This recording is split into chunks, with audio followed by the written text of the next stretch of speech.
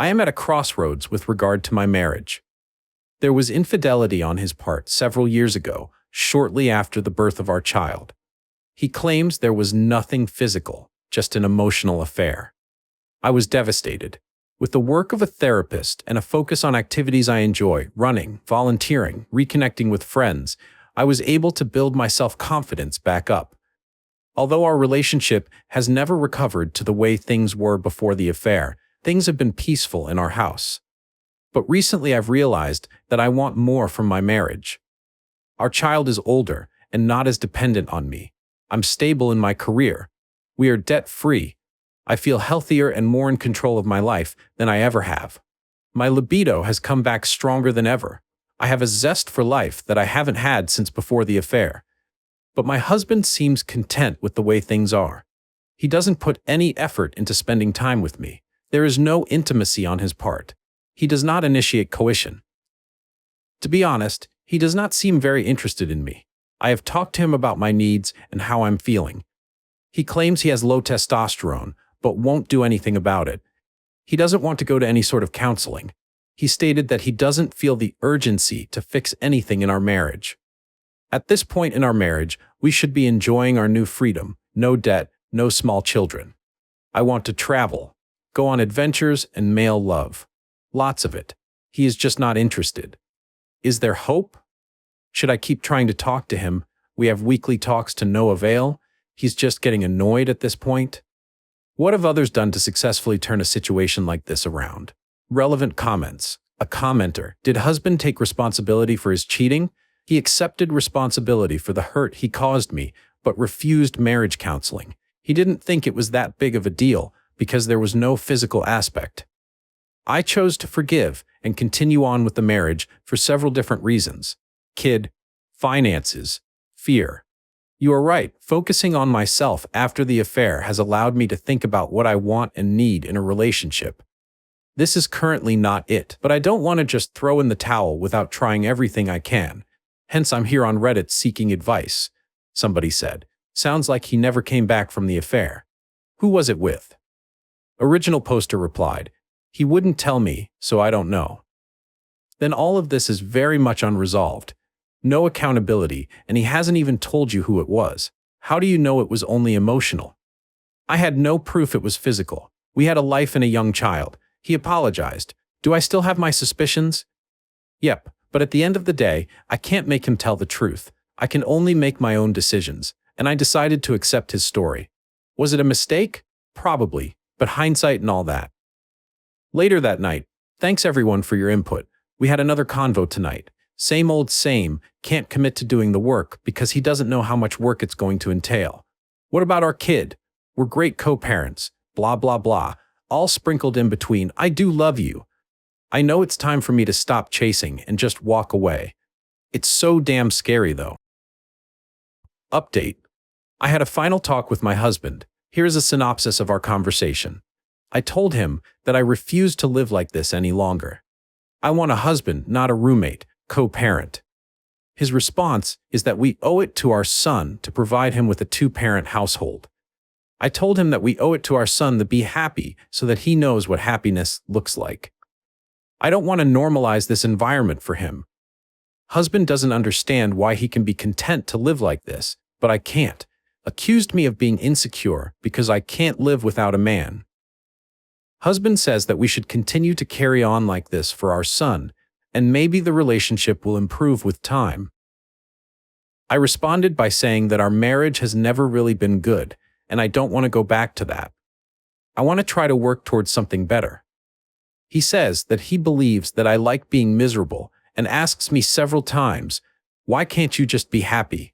Husband then admits to me that he never wanted to get married and have kids, but that is what normal people do, so he went along with it.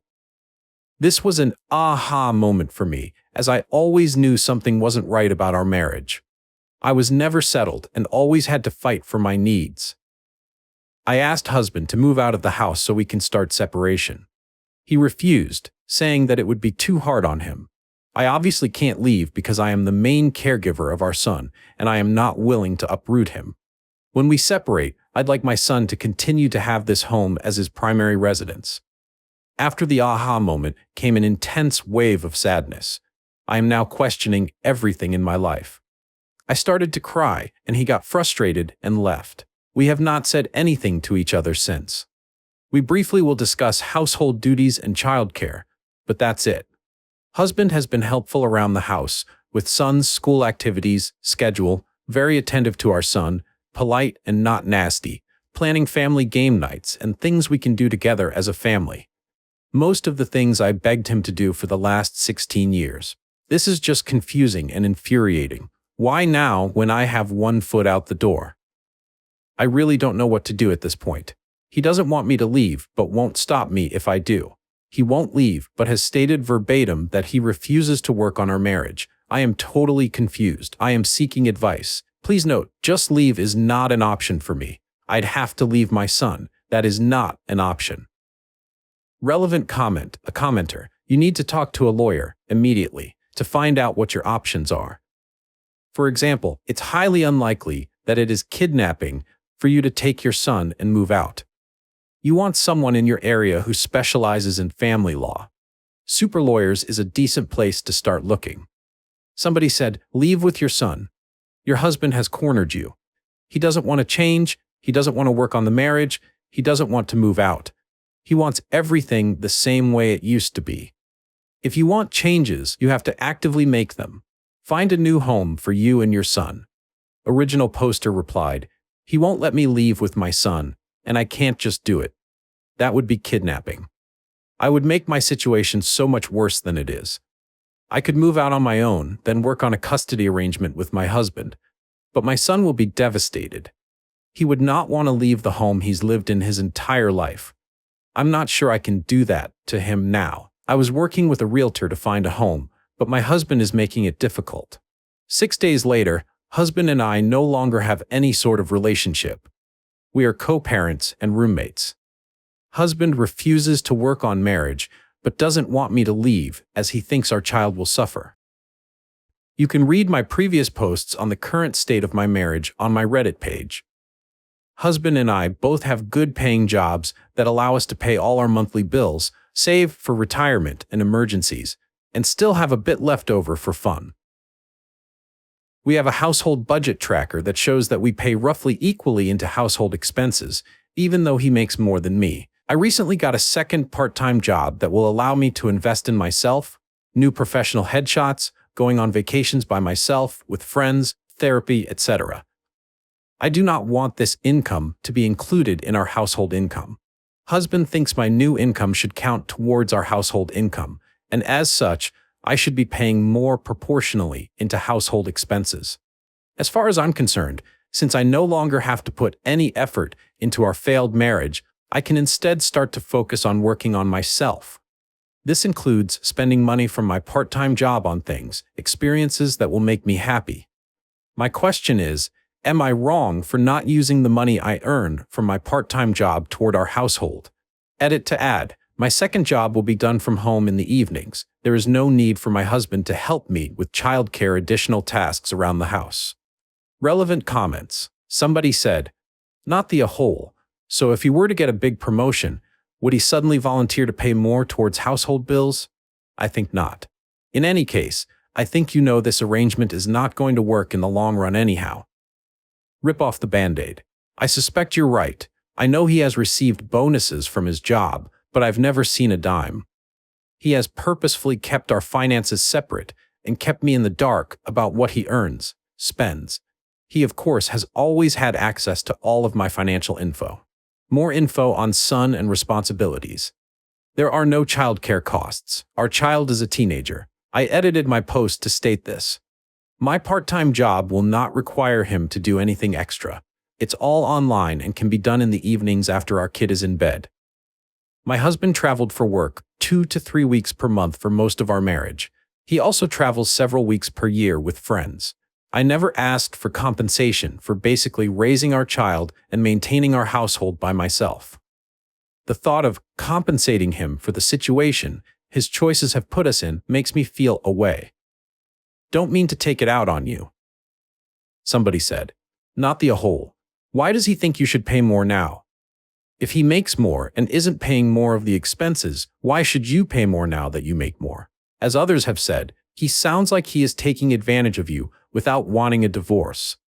Probably knows childcare will be expensive, and as he makes more, will probably have to pay more unless you get joint custody. Either way, a kid living in a home with two people who don't love each other isn't helping. What happens if, when one of you gets a significant other? Or are you both committing to being celibate the rest of the kid's life? Original poster replied, he stated he's committed to reviewing our options for the marriage after our child is out of the house. For now, he thinks we should both continue to live together and co-parent. We are low conflict, just not affectionate with each other.